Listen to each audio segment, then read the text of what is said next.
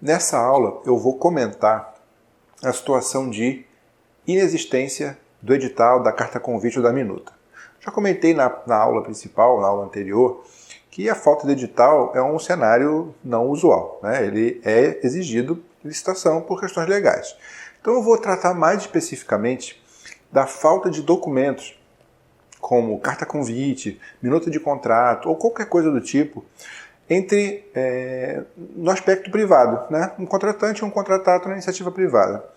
O que você faz se você precisa orçar uma obra, seja para vender um serviço, ou seja para executar a própria obra, e você não tem os termos desse contrato, como se fosse um edital de licitação? Vou usar ele como referência porque ele costuma ser bem estruturado. É muito comum projetista, empreiteiro, construtora, receber só um projeto básico, sem nenhuma outra informação do aspecto administrativo, legal, contratual, ou apenas uma ligação tipo quanto custa um projeto de estrutura, quanto custa um projeto de instalações, ou quanto custa para construir uma casa, né? Quem nunca ouviu isso? Quanto custa para construir uma casa, quanto custa para construir uma loja, quanto custa para reformar, como se isso fosse suficiente para poder tomar decisão e dar um valor.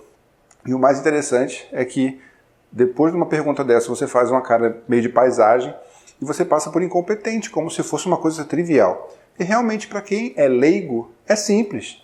Uma variação é casa, a variação é a reforma. E apenas para dar uma orientação, eu gosto de responder esse tipo de coisa da seguinte maneira: quanto custa um carro? Qualquer número que eu falar de 50 mil, 40 mil a 1 milhão, eu vou acertar.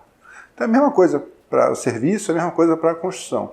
Mas o que você faz, já que é tão importante essa informação que vem da minuta ou que vem da carta convite, você não tem essa informação? É importante que você gere isso. Então, na hora que você for começar a montar o teu orçamento e você não tem esse dado, não pula. Ele não passou a ser dispensável por não ter sido fornecido. Ele continua sendo necessário. E agora mais ainda. E aí você tem duas oportunidades. Primeiro, estabelecer as regras que são mais interessantes para você. Então você vai colocar ali todas as considerações da sua minuta padrão. Ah, mas eu não tenho minuta padrão. Providencia. E sugestão, não pega modelinho pronto. Dedica um tempo, contrata um profissional, uma assessoria jurídica e estabelece os termos que são os mais interessantes para você. Que você seja mais competitivo, que você tenha um bom fluxo de caixa, que você tenha tranquilidade para executar a obra. Estabelece você a sua minuta padrão, a sua forma de contratação que é interessante para você e usa essa como referência. Mesmo que o cliente não tenha te fornecido esse parâmetro, você estabelece a sua e fornece esse parâmetro de volta para ele. Olha, você não me disse o que você queria, mas o meu preço, a minha proposta, a minha forma de trabalho, o meu orçamento considera esses parâmetros aqui. Isso vai mostrar, além do seu profissionalismo e perfeito entendimento do que você está fazendo, que você tem transparência na forma de trabalho e vai evitar muito problema no futuro, porque cada um desses itens que você relacionou ali e que ele não mencionou, vocês têm a possibilidade de discutir e ajustar. E fazer isso antes da execução é sempre o melhor negócio. Além disso, você vai ter os parâmetros do teu orçamento. Eventualmente, em qualquer alteração no futuro, você tem uma referência. É muito complicado quando você não tem isso formalizado. Você parte de um lado, acha uma coisa, tem um entendimento, e você do outro lado tem outro entendimento, começa a executar a obra e a divergência aparece na execução.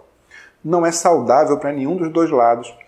E você, como contratado, pode acabar sentindo-se obrigado a fazer concessões para não prejudicar ou não perder o cliente, e ele vai achar sempre que você está querendo tirar vantagem em cima dele, quer cobrar aditivo e coisas desse tipo.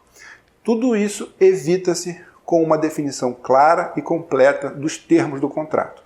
Não estou falando em aspectos técnicos, estou falando em questões contratuais, administrativas, financeiras, todo aquele conjunto de informação que vai ditar a relação entre as partes, mas que tem fundamental importância e grande impacto na elaboração do teu orçamento e, consequentemente, no preço de venda.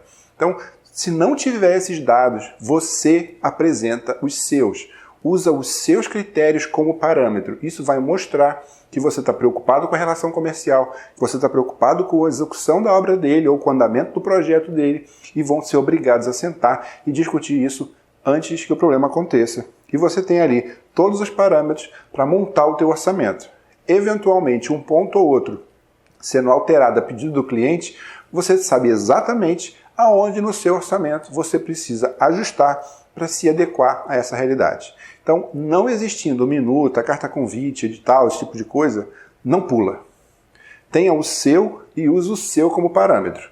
E a tendência é que é mais fácil o teu orçamento seguir a sua base.